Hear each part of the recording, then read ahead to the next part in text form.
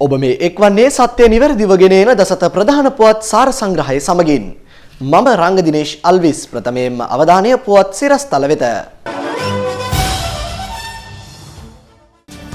විදේශ ගත කර ඇති ජාතික ධනය සෙවීමේ පරීක්ෂණවලට ඉන්දියාවේ සහාය.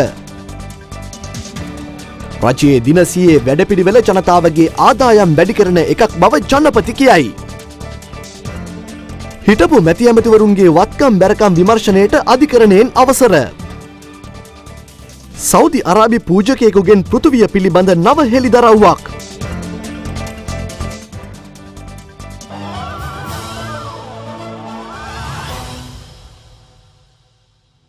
පසුගිය රජය සමයේ විදේශ රටවල් වෙත යවා ඇති ජාතික ධනය සම්බන්ධයෙන් සිදු කෙරෙන පරීක්ෂණවලට ඉන්දියාවේ සහාය අඛණ්ඩව හිමිවන බව එරට මාධ්‍ය වාර්තා කරනවා. එලෙසින් රටින් පිට කළ බව සැලකෙන ධනය පිළිබඳව සොයා බැලීම සඳහා මුල්‍ය බුද්ධි ඒකකයක් පිහිටුවීමට ආධාර ලබා දෙන්නේ ඉන්දියාවයි. එමෙන්ම එම ධනය සම්බන්ධයෙන් ශ්‍රී ලංකාව සතු තොරතුරු ඉන්දියාව සමග හුවමාරු කරගන්නා බවත් ඉන්දිය මාධ්‍ය සඳහන් කළා. පසුගිය සතියේ ජනාධිපති මෛත්‍රීපාල සිරිසේන මහතා ඉන්දියාවේ සිදු කළ සංචාරයේදී ඒ පිළිබඳව සාකච්ඡා කර තිබෙනවා. ඉකොනොමික්ස් ටයිම්ස් නැමැති ඉන්දිය ව්‍යාපාරික පුවත්පත සඳහන් කළේ බදු සහන සහිත කුඩා රටවලට පසුගිය රජයේ සමාජිකයන් මෙලෙස ජාතික ධනය රැගෙන ගොස් ඇති බව ජනාධිපතිවරයා ප්‍රකාශ කළ බවයි. සෙන්ටි මාටින්ස්, හොන්කොම්, මැකෝවුස් සහ සීෂෙල්ස් දිවයින් වෙත මෙලෙස ඩොලර් බිලියන ගණනක මෙරට ධනය රැගෙන ගොස් ඇතැයි සැලකෙනවා. එමෙන්ම පසුගිය රජයේ ප්‍රබලයින් ඩුබායි, උගන්ඩාව සහ කෙන්යාවේ ආයෝජන සිදු කර ඇති බවද ජනාධිපති මෛත්‍රීපාල සිරිසේන මහතා ප්‍රකාශ කළේ යයි ඉකොනොමික්ස් ටයිම්ස් පුවත්පත වැඩිදුරටත් සඳහන් කළා. විදේශ කටයුතු අමාත්‍ය මංගල සමරවීර මහතා තම ඇමරිකානු සංචාරයේදී මෙලෙස අතුරුදහන් වූ ජාතික ධනය සොයා ගැනීම සඳහා ඇමරිකාවේ සහායද ඉල්ලා ඇති බව එහි වැඩිදුරටත් දැක්වෙනවා. ජනාධිපති මෛත්‍රීපාල සිරිසේන මහතා සහ ඉන්දියා අග්‍රාමාත්‍ය නරේන්ද්‍ර මෝදි මහතා අතර පැවති සාකච්ඡා ඉතා සුහද මට්ටමේ එකක් වූ බව ඉන්දිය මාධ්‍ය වැඩිදුරටත් සඳහන් කළා. ඉන්දිය රජයේ උසස් පෙළේ නියෝජිතයෙකු උපුටා දක්වමින් ඉකොනොමික්ස් ටයිම්ස් පුවත්පත වැඩිදුරටත් සඳහන් කළේ පසුගිය රජයේ ඉන්දියාවේ ආරක්ෂාව අවදානමට ලක් කර අතර වත්මන් රජය එය නිවැරදි කිරීමට පියවරගෙන ඇති බවයි. මේ අතර උතුරේ ජනතාවගේ සෞඛ්‍ය සේවා ශක්තිමත් කිරීමට රජය ගෙන යන වැඩපිළිවෙල ශ්‍රී ලංකාවේ ජපාන තානාපති නොබිහිතෝ හොබෝ මහතාගේ ප්‍රශංසාවට ලක්ව තිබෙනවා. ඔහු කියා සිටියේ මෙරට රජයේ රෝහල්වල පහසුකම් ඉතා උසස් මට්ටමක පවතින බවයි. ජපාන තානාපතිවරයා මේ බව සඳහන් කළේ සෞඛ්‍ය අමාත්‍ය රාජසේනාරත්න මහතා සමග පැවති සාකච්ඡාවකදී. මධ්‍යම ආදායමේ රටක් ලෙස ශ්‍රී ලංකාව ජනතාවට ලබා දෙන නිදහස් සෞඛ්‍ය සේවාව පිළිබඳ තමන් මවිතයට පත්වන බවද ජපාන තානාපතිවරයා මෙහිදී සඳහන් කළා. දින 100 වැඩසටහන එක් පෙරමුණක ප්‍රතිපත්තියක් නොවන රජයේ ප්‍රතිපත්තියක් බව මේ වන විට තහවුරු වී ඇතැයි ජනාධිපති මෛත්‍රීපාල සිරිසේන මහතා පවසනවා.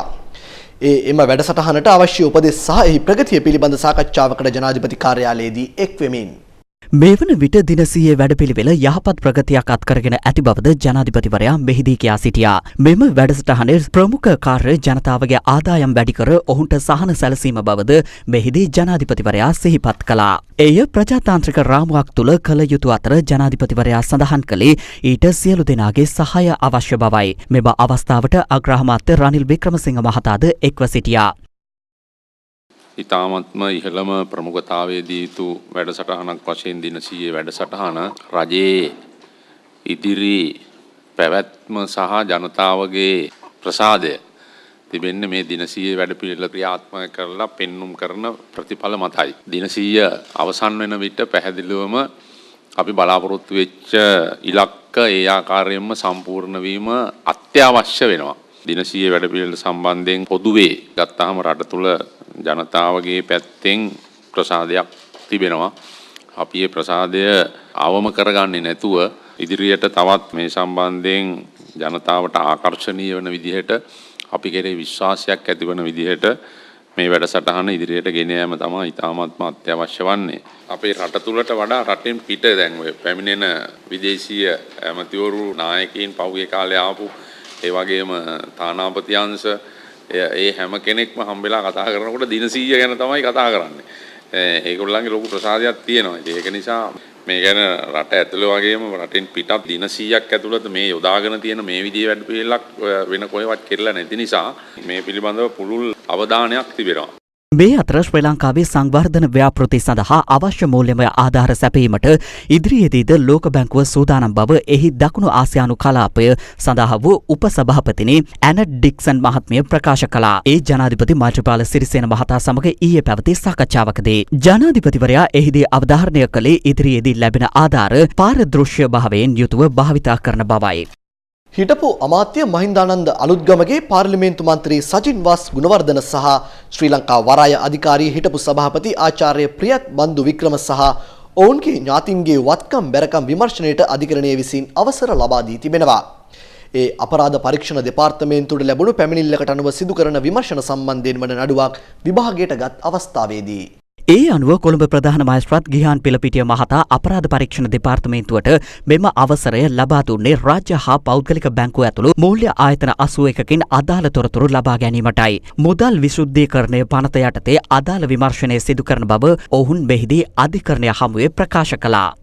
ශ්‍රී ලංකා විදේශ කටයුතු අමාත්‍ය මංගල සමරවීර මහතා මාර්තු 2 වෙනිදා දිවයිනෙන් පිටත්ව යනවා. ඒ ජගත් මානව හිමිකම් කවුන්සිලේ විදේශ අමාත්‍යවරුන්ගේ සැසිවාරයට සහභාගී වීමේ අරමුණින් නිවේදනයක් නිකුත් කරමින් විදේශ අමාත්‍යාංශය සඳහන් කළේ ඔහු මෙහිදී ජගත් මානව හිමිකම් කොමසාරිස් සෙයිඩ් අල් උසේන් මහතා හමුවේ සාකච්ඡා කිරීමටද නියමිත බවයි. රටවල් 65ක විදේශ අමාත්‍යවරුන් ජිනීවා නුවර පැවැත්වෙන මෙම සැසිවාරයට සහභාගී වීමට නියමිතයි.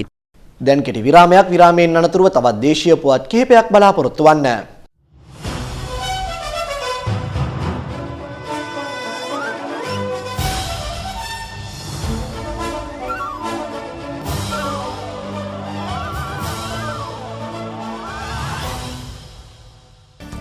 විදේශගත ශ්‍රී ලාංකිකයින්ට ශ්‍රී ලංකා පොලිස්පතිවරයා සමග ඍජුව සම්බන්ධ වීමේ අවස්ථාවක්. ඩුබායි ටෝච් මහල් නිවාස සංකීර්ණයේ ගින්න පිළිබඳ පුළුල් පරීක්ෂණ. විරාමයෙන් අනතුරුව බලාපොරොත්තු වන්න. විදේශගතව සිටින ඔබට පොලිස් සහාය අවශ්‍ය සෑම මොහොතකදීම පොලිස්පතිවරයා සමග ඍජුව සම්බන්ධ වී තොරතුරු ලබා දිය හැකි බව පොලිස් මාධ්‍ය ප්‍රකාශක ජ්‍යෙෂ්ඨ පොලිස් අධිකාරී නීතිඥ අජිත් රෝහණ මහතා පවසනවා. ශ්‍රී ටීවී හෙළිදරව් වැඩසටහන සමග සජීවී සංවාදයකට එක්වෙමින් ඒ මහතා මේ පිළිබඳව අදහස් පළ කළා. අද ලෝකයේ තියෙන දියුණුම sannivedana ක්‍රමය තමයි මම හිතන්නේ මේ දුරකථනය අරුණාම ඊමේල්. එහෙම නැත්නම් විද්‍යුත් තැපෑල්. ඕනෑම කෙනෙකුට තමුන්ගේ ප්‍රශ්නයක් යොමු කරන්න පුළුවන් පොලිස්පති වෙච්ච ඍජුවම ලෝකයේ ඕන තැනක ඉඳලා www.telligp@police.lk මේ විද්‍යුත් තැපෑල මගින් ඕනෑම දෙයක් කියන්න පුළුවන්. ඒක අපි ලබා ගන්නවා. ඊට අමතරව මගේ කාර්යාලයේ තියෙනවා ෆැක්ස් අංකය පිටරට ඉඳලා එවනවා නම් 0.094 11 23යි 29යි 500. මේකට ෆැක්ස් පතක් එවන්න පුළුවන්. අපිට පුළුවන් ඒ වගේ අවස්ථාවකදී බලන්න දැන් මේ ගොඩක් යොමු කර ප්‍රශ්න දැන් මේ අන්තිමට යොමු කර ප්‍රශ්න නම් යම් දෙයක් ගැන ලියා ගන්න පුළුවන් වුණා. නමුත් ඉස්සෙල්ලා යොමු කර ප්‍රශ්න දෙකම අපිට එහෙම කිව්වට කොහෙද තොරතුරු මදි. එහෙනම් මේ වගේ වැඩසටහන කිව්වොත් මේ මෙච්චර කාලයක් මිඩංගු කරන්න බෑ එක ප්‍රශ්නයකට. ඒක නිසා ඒ තොරතුරු අපිට කෙටියෙන් ලබා දෙන්න. නමුත් මේ විද්‍යුත් තැපෑල හරහා ඕනෙම දීර්ඝ විස්තරයක් ලබා දෙන්න පුළුවන් අපි ඒ ගැන ක්‍රියා කරනවා. අජිත් රෝහණ මහත්මයා දැන් අපේ මේ විදේශගත ලාංකිකයන්ට විශේෂයෙන් මැද ප්‍රදේශ කලාපයට මේ විද්‍යුත් තැපැල් මල්ලත් එක්ක තියෙන සම්බන්ධතාවය බොහොම අවමයි සහ විරල අවස්ථා. මෙයට යම් පහසුකමක් තිබෙනවා ඔබතුමාගේ ෆැක්ස් අංකය. ඔව්. නිසා මම නැවතත් ෆැක්ස් අංකය ඒ අයට මතක් කරන්නම් 0294යි 112යි 329යි 500 ඔබට අවශ්‍ය විටක ඔබේ ගැටලුව ප්‍රශ්නය සටහන් කරලා ෆැක්ස් පතකින් එතුමාට යොමු කරන්න පුළුවන්. ගොඩාක් විස්තර අවශ්‍ය නැහැ. අවශ්‍ය විස්තර ටික එවන්න. ඒ වගේම ඒ විස්තර ලබා ගන්න පුළුවන් ලංකාවේ ඥාතියෙක් ඉන්නවනම් එයාගේ දුරකථන අංකෙත් ඒකේ දාලා එවන්න. එතකොට අපි ඒ විස්තර එයාගෙන් ලබා ගන්න පුළුවන්. ජයන්ත කැටගොඩ මහතා රාජපක්ෂවරුන්ගේ ප්‍රාණ ඇපයට ලක්ව ඇති බව ප්‍රජාතන්ත්‍රවාදී පක්ෂය පවසනවා. එහි පළාත් සභා මන්ත්‍රී සුසිල් කිඳල්පිටිය මහතා කියා සිටියේ රාජපක්ෂවරුන්ගේ පාවා දීම් වලට හසු නොවී සරත් ෆොන්සේකා මහතාට මන්ත්‍රී ධූරය ලබා දීමට පියවර ගත යුතු බවයි. ඊයේ පැවති ජන හමුවකදී ඔහු මේ බව සඳහන් කළා. අධිකරණ හදලා එතුමාව හිරේ දැම්මා. ඊට පස්සේ එතුමාට മന്ത്രി ධූරය අහෝසි වුණා. ඊට පස්සේ ඒ ලයිස්තුවෙන් ඊළඟට යන්නේ කවුද කියන ප්‍රශ්න ගොඩනැගුණා. ඒ වෙලාවේදී ජනතා විමුක්ති පෙරමුණේ ලක්ෂ්මන් නිපුණාරච්චි മന്ത്രിතුමා තමයි ඊළඟට පත් වෙන්න හිටියේ. නමුත් එතුමා ඒක බාරගත්තේ නැහැ. ජනතා විමුක්ති පෙරමුණ කියන්නේ බොහොම ප්‍රතිපත්තිගරුක පක්ෂයක්. ඒ නිසා එතුමා බාරගත්තේ නැතුව ඊළඟ අවස්ථාව ලබා දෙන්න තීරණය කළා ජයන්ත කැටගොඩ මහත්මයාට. ජයන්ත කැටගොඩ මහත්මයා മന്ത്രിවරයා වෙලා ගියේ සරත් ෆොන්සේකා මැතිතුමාට මේ රටේ ජනතාව කොළඹ දිස්ත්‍රික්කයේ ජනතාව ලබා දුන් ඡන්ද වලින් මේ මහා පවාදීමක් කළා. එතකොට රට බේරගත් වීරයාට දීපු ඡන්දය එදා එතුමා දේශද්‍රෝහියෙක් වෙලා දේශද්‍රෝහි රාජපක්ෂලට ඒ ඡන්ද එතුමාට දුන්නා. නීති යුක්ති ධර්මයට අනුව වුණත් සියලු වැරදි වලින් නිදහස් වුණාට පස්සේ එතුමාට මේ මන්ත්‍රී ධූරය ලැබිය යුතුමයි. තෝෂම් මේක පිටිපස්සේ කාරණා ගණනාවක් තියෙන්න පුළුවන්. හැබැයි අපිට පේන එකම කාරණේ එතුමා අද මහින්ද රාජපක්ෂලාගේ හිරකාරයෙක් වෙලා ඉන්නේ. ලොව උසම නිවාස සංකීර්ණ වලින් එකක් වන ඩුබායි රාජ්‍යයේ ටෝච් නැමැති මහල් නිවාස සංකීර්ණය අද අලුයම ගිනි ගැනීමකට ලක්ව තිබෙනවා. විදේශ මාධ්‍ය වාර්තා සඳහන් කළේ නිවාස සංකීර්ණයේ 50 වන මහලේ ගින්න හටගෙන ඇති බවයි. පවතින අධික සුළං තත්ත්වය ගින්න වේගයෙන් පැතිර යාමට හේතු වී තිබෙනවා. ගොඩනැගිල්ලේ සුන්බුන් සුළං සමග සෙසු ගොඩනැගිලි මතටද පතිත වී තිබෙනවා. සිද්ධියෙන් ජීවිතහානි වාර්තා වී නොමැති අතර ගින්නට හේතුව කුමක්ද යන්න අනාවරණය වී නැහැ. මේ වන විට එම ගොඩනැගිල්ලෙන් පුද්ගලයන් ඉවත් කිරීමට පියවරගෙන තිබෙනවා. ඩුබායි මරීනා දිස්ත්‍රික්කයේ පිහිටි මෙම ගොඩනැගිල්ල 2011 වසරේ විවෘත කෙරුණු අතර එය මහල් 79කින් සමන්විතයි. එහි උස අඩි 1105ක්. මුහුදු මාර්ගයෙන් නීති විරෝධී ලෙස ඕස්ට්‍රේලියාවට පැමිණෙන ශ්‍රී ලාංකික සංක්‍රමණිකයින් නැවත පිටුහල් කිරීමේ ප්‍රතිපත්තිය ජාත්‍යන්තර නීතියට අනුකූල බව එරට රජය අවධාරණය කරනවා. ඕස්ට්‍රේලියානු සංක්‍රමණික අමාත්‍ය පීටර් ඩටන් මහතා මේ බව කියා සිටියේ එලෙස මුහුද මැදදී අත්අඩංගුවට පත් ශ්‍රී ලාංකිකයින් 4 දෙනෙකු මෙරටට පිටුහල් කිරීමේ සිද්ධිය පිළිබඳ අදහස් දක්වමින් ඕස්ට්‍රේලියානු සංක්‍රමණික අමාත්‍යවරයා කියා සිටියේ නීති විරෝධී සංක්‍රමණිකයන් සම්බන්ධයෙන් ශ්‍රී ලංකාවේ රජය සමග පවත්වන සාකච්ඡා පිළිබඳව දැඩි විශ්වාසයක් පවතින බවයි. කොතෙක් පියවර ගනු ලැබුවද මිනිස් ජාවාරම්කරුවන් ඔවුන්ගේ උත්සාහයන් අතහැර නොමැති බවද ඔහු වැඩිදුරටත් සඳහන් කළා. දැන් කෙටි විරාමයක්. විරාමයෙන් අනතුරුව තවත් දේශීය පුවත් කිහිපයක් බලාපොරොත්තු වන්න.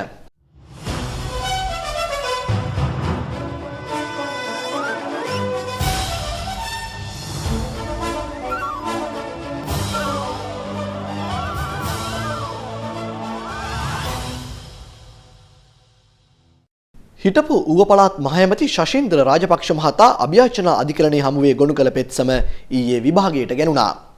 එම පෙත්සම නිකුත් කර තිබුණේ ඌව පළාත් සභාවේ ප්‍රධාන අමාත්‍ය ධූරයේ එක්සත් ජාතික පක්ෂීය මන්ත්‍රී හරින් ප්‍රනාන්දු මහතා විසින් ලබාගත් ආකාරය නීති විරෝධී බවට නියෝගයක් නිකුත් කරන්නයි ඉල්ලමින්.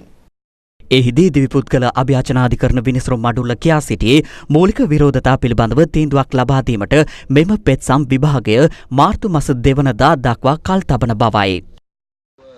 පළාත් සභාවේ අද නීති විරෝධී ලෙස ප්‍රධාන අමාත්‍යවරයා පත් කිරීම පිළිබඳව අනුවේ තව එක දවසක් මම දැන් මාර්තු 2 වෙනිදාට තීන්දුව දීමට කල් ගියා. මම විශ්වාස කරනවා පවතින යහපාලනය තුළින් දවස් 100යි මඩ 100කට වඩා මේ පැහැදිලි තීරණය පැහැදිලිව ඉක්මනින් අපිට ලබා දෙන්න කියලා. මොකද මම නැති වුණොත් ඌව පළාතේ ජනතාවට කරන අසාධාරණ දැන් බලාගෙන ඉන්නවා තීන්දුව නිවැරදිව ජනතාවට සාධාරණීකරණය කරන්න ලැබේ. ලබන මාසේ මාර්තු මාස 2 වෙනිදාට මොකද අද ගොනු කරලා තිබුණු ලිපිගොනු පිළිබඳව ප්‍රශ්නයක් තිබුණා. අපි වෙනුවෙන් ඉදිරිපත් වෙච්ච නීතිඥවරු ඒ සම්බන්ධයෙන් විරෝධතා එල්ල කරා. ඒ සම්බන්ධයෙන් තීන්දුවක් දෙන එක තමයි 2 වෙනිදාට කල් ගියේදී තාම මේක පිළිබඳව කේස් එක පිළිබඳව සම්පූර්ණ නඩුව පිළිබඳව අභ්‍යන්තර කටයුතු වලට ගිහිල්ලා නැහැ. තාම මේක ගොනු කරපු ලිපි ලේඛන වල වරදක් ගැන තමයි පැය ගාණක් සාකච්ඡා වුණේ. ඉතින් මම හිතනවා දින 100 යනකම් මේක කොහොමයි ප්‍රශ්නයක් වෙනගන්නේ.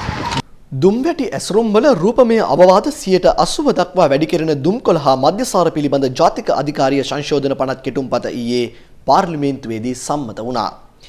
එම පනත් කෙටුම්පත දෙවෙනි වර කියවීමේ විවාදයෙන් අනතුරුවයි.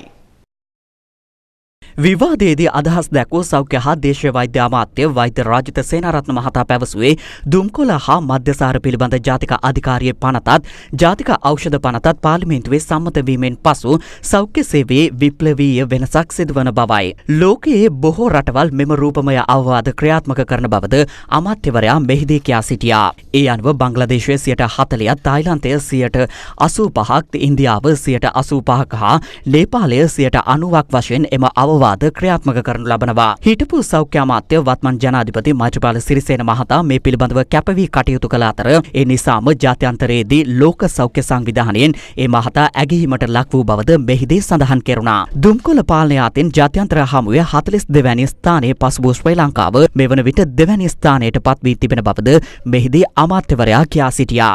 අකුරු මගින් ලබා දෙන අවවාද වලට වඩා රූපමය අවවාද වලින් වැඩි බලපෑමක් සිදුවන බව පරීක්ෂණ මගින් තහවුරු වී ඇතැයි බවයි පෙන්වා දුන් අමාත්‍යවරයා දුම්පානය නිසා හෘද රෝගය, පිළිකාව, නොමේරු දරුවන් බිහිවීම වැනි දේට මුහුණ දීමට සිදුවන බවද ප්‍රකාශ කළා. දැන් පුවත් කිහිපයක් කෙටියෙන්. රුපියල් 83 ලක්ෂ 6926ක වටිනාකමකින් යුත් විදේශීය මුදල් තොගයක් රැගෙන ඩුබයි බලා පිටත්ව යාමට උත්සාහ කළ පුද්ගලයෙකු ගුවන් තොටුපොළ රේගුව අත්අඩංගුවට ගත්තා. රේගු මාධ්‍ය ප්‍රකාශක ලිස්ලි ගාමිණී සඳහන් කළේ ඔහුගේ ගමන් මල්ලේ මෙම මුදල් සංගවා තිබූ බවයි. 41 හැවිරිදි සැකකරු පානදුර ප්‍රදේශයේ පදිංචිකරුවෙක්. ස්ටර්ලින් පවුන්ඩ් යූරෝ ඇතුළු මුදල් ලේඛක රැසක් ඔහු සතුව තිබී සොයාගත් විදේශ මුදල් අතර තිබූ බව මාධ්‍ය ප්‍රකාශකවරයා සඳහන් කළා. ශ්‍රී ලංකාවට අයත් කච්චතිව දූපත්තේ ශාන්ත අන්තෝනි මුණුදුන්ගේ දේවස්ථානයේ ලබන 28 වැනිදා වාර්ෂික මංගල්‍යයට ඉන්දිය කතෝලිකයින් 4336 දෙනෙකු යාත්‍රා මගින් පැමිණෙන බව ප්‍රෙස් ටෙරස් ඔෆ් ඉන්දියා පුවත් සේවය සඳහන් කළා. ජාත්‍යන්තර මුහුදු සීමා නීති රීතිවලට අනුකූලව පැමිණෙන ඉන්දියා වන්දනාකරුවන්ගේ ආරක්ෂාවට ඉන්දිය වෙරළ ආරක්ෂක බලකාය යොදවන අතර ඔවුන් සියලු දෙනාම මාර්තු 1 වැනිදා යලි ඉන්දියා බලා පිටත්ව යා යුතුයි. ඉවතලන කැලිකසල වලින් විදුලිය නිපදවීම කෙරෙහි ආණ්ඩුවේ අවධානය යොමු වී තිබෙනවා. විදුලි බල හා බලශක්ති රාජ්‍ය අමාත්‍ය පාලිත රංගේ බණ්ඩාර මහතා පැවසුවේ සම්බන්ධයෙන් වූ අධ්‍යයනයන් දැනටමත් ආරම්භ වී ඇති බවයි. ඉවතලන කැලිකසල යොදා ගනිමින් විදුලිය නිපදවීමේ ව්‍යාපෘති සඳහා ආයෝජකයින් උනන්දු කළ යුතු බවද අමාත්‍යවරයා කියා සිටියා. විරාමයෙන් අනතුරුව විදේශ පුවත් බලාපොරොත්තු වන්න.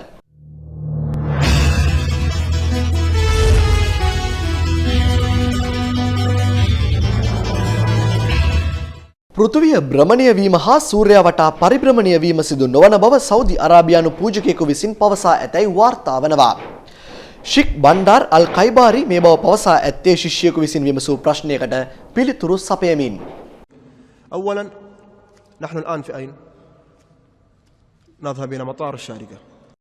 විදෙස් වාර්තා සඳහන් කළේ පෘථිවිය නිශ්චලද චලනය වේද යන්නට පිළිතුරු ලෙස පූජකවරයා පවසා ඇත්තේ පෘථිවිය නිශ්චල වස්තුවක් වන අතර එය චලනය නොවන බවයි. ඉන්පසුව ඔහු විසින් තම ප්‍රකාශය සාධාරණීකරණය කිරීම සඳහා අරුම පුදුම තර්ක රැසක් ගෙනවෙත් ඇතැයි විදෙස් වාර්තා සඳහන් කළා. ඔහු පවසා ඇත්තේ සාජා ගුවන් තොටුපළේ සිට චීනය දක්වා ගුවන් යානයකින් ගමන් කරන විටදී එම ගුවන් යානය නිශ්චලව අහසේ රැඳුනහොත් පෘථිවිය එක් පැත්තකට භ්‍රමණය වන්නේ නම් චීන ගුවන් යානය දෙසට පැමිණිය යුතු බවයි. පෘථිවිය භ්‍රමණය වන්නේ අනෙක් පසට නම් චීනය කවදාවත් ගුවන් යානය වෙතට නොපැමිණුණු ඇති බව ඔහුගේ අදහසයි. සෞදි පූජකවරයාගේ මෙම විද්‍යාත්මක කරුණු දැක්වීම සමාජ ජාල තුළ බෙහෙවින් ජනප්‍රිය වී ඇති අතර බොහොමයක් සමාජ ජාල භාවිතා කරන්නන් එය හාස්‍යයට නගා ඇතැයි වාර්තා වනවා. ෂේක් බණ්ඩාර් අල් කයිබාරි විසින් මේ බව පවසා ඇත්තේ ගැලිලියෝ ගැලිලිගේ උපන්දිනයේදී වීම තවත් විශේෂත්වයක්. දැන් විදේශ පුවත් කිහිපයක් කෙටියෙන්. ඉරාකයේ හා සිරියාවේ ඉස්ලාමික රාජ්‍ය ඉලක්කවලට පහර දෙන ජෝර්දාන ප්‍රහාරක යානාවලට අවශ්‍ය උණ්ඩ ලබා දීමට ඇමරිකාව විසින් තීරණය කර ඇතැයි වාර්තා වනවා. විදේශ වාර්තා සඳහන් කළේ මේ පිළිබඳව පෙන්ටගනය හෝ ඇමරිකානු රාජ්‍ය දෙපාර්තමේන්තුව විසින් නිල නිවේදනයක් නිකුත් කරන මැති බවයි. ඕස්ට්‍රේලියාවේ ක්වීන්ස්ලන්ත ප්‍රාන්තයට ළඟා වුණු මාෂි අසුලි කුණාටුවේ ප්‍රබලත්වය මේ වන විට අඩු වෙමින් පවතිනවා. කුණාටුව එරටට ළඟා වූයේ පැයට කිලෝමීටර් 285ක වේගයක් සහිත ප්‍රචණ්ඩත්වයකින්. ඉදිරි දශකයේදී ඇමරිකාවට බරපතලම තර්ජනයක් එල්ල කරනු ඇත්තේ ඉස්ලාමික රාජ්‍ය ත්‍රස්තවාදය විසින් බව ඇමරිකානු පුරවැසියන් බහුතරයකගේ මතය බව හෙළිව තිබෙනවා. විදේශ වාර්තා සඳහන් කළේ ගැලප් ආයතනය විසින් සිදු කළ සමීක්ෂණයක් මගින් මෙය අනාවරණය වී ඇති අතර ඇමරිකානුවන් 84%ක් පවසා ඇත්තේ ඉස්ලාමික රාජ්‍ය ත්‍රස්තවාදයේ බරපතල තර්ජනයක් වන බවයි. නිව්යෝක් නුවර ඇතුළු ඇමරිකාවේ ප්‍රදේශ ගණනාවක් මේ වන විට අධික ශීත කාලගුණයට මුහුණ දෙනවා. නිව්යෝක් නුවර දහවල් උෂ්ණත්වයේ සෙන්ටිග්‍රේඩ් අංශක 2 නොඉක්මවන ඇමරිකාවේ අධිකතම ශීතල ස්ථානය ලෙස සැලකෙන මිනසෝටාහි උෂ්ණත්වය සෙන්ටිග්‍රේඩ් අංශක ඍණ 41 දක්වා පහත වැටුණා. විරාමයෙන් අනතුරුව ක්‍රීඩා පුවත් සමගින් හමු වෙමු.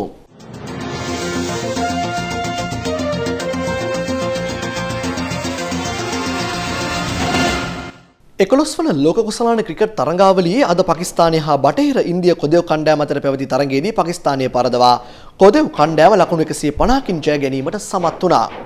තරඟයේ වීරයා බවට පත් වූයේ කොදෙව් කණ්ඩායමේ ඇන්ඩ්‍රු රසෙල්. කාසිය වාසිය දිනාගත් පාකිස්තාන කණ්ඩායම පළමුවෙන් පන්දුවට පහර දීමට බටහිර ඉන්දිය කොදෙව් කණ්ඩායමට ආරාධනා කළා. ඒ අනුව පිටියට පිවිසි බටහිර ඉන්දිය කොදෙව් කණ්ඩායම පන්දුවාර 50 අවසානයේ කඩලු 6ක් බිඳ වැටි ලකුණු 310ක් රැස් කළා. පාකිස්තාන කණ්ඩායම වෙනුවෙන් විශිෂ්ට පන්දු යැවීමක නිරත වූ අර්ෂ් ෂොහායි ලකුණු 63කට කඩලු 2ක් බිඳ හෙළිය. නියමිත ඉලක්කය හඹා යාමට පිටියට පිවිසි පාකිස්තාන කණ්ඩායම පන්දුවාර 39 දී සියලු දෙනාම දැවි රැස් කිරීමට හැකි වූයේ ලකුණු 160ක් පමණයි. ඒ අනුව ලකුණු 150කින් තරගයේ ජය හිමි කර ගැනීමට බටහිර ඉන්දිය කොදෙව් කණ්ඩායම සමත් වුණා.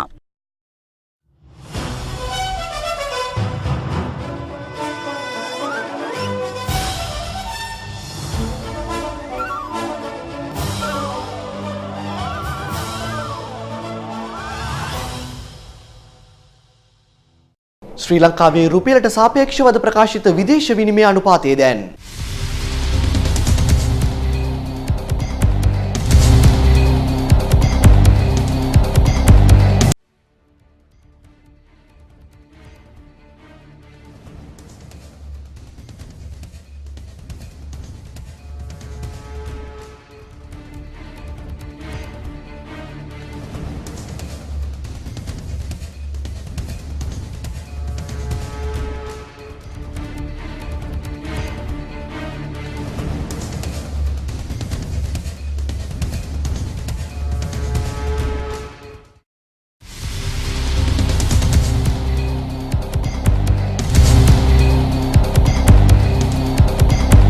ඒ සමගින් අදර නියමිත දසත ප්‍රධාන පුවත් විකාශය මින් නිමාවට පත්වනවා. සමුගන්නා මොහොතේ ප්‍රාර්ථනා කරන්නේ ඔබට ජයශ්‍රී.